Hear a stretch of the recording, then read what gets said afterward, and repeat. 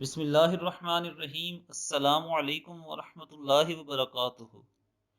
رسول اللہ صلی اللہ علیہ وآلہ وسلم نے فرمایا، جب کوئی آدمی اپنے گھر میں داخل ہو تو اللہ تعالیٰ کے حضور میں یہ عرض کرتا ہوا داخل ہو: اللہم انی اسألک خیر المولج وخیر المخرج، بسم اللہ ولجنا وبسم اللہ خرجنا وعلی اللہ ربنا توکلنا۔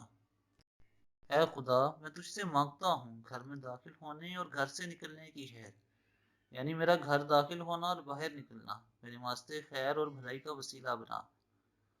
ہم اللہ کا پاک نام لے کر داخل ہوتے ہیں اور اس طرح اس کا پاک نام لے کر باہر نکلتے ہیں، اور اسی پر ہمارا بھروسہ ہے، وہی کارساز ہے۔ اللہ کے حضور میں یہ عرض کرنے کے بعد داخل ہونے والے آدمی گھر والوں کو سلام کرے اور کہے: السلام علیکم ورحمۃ اللہ وبرکاتہ۔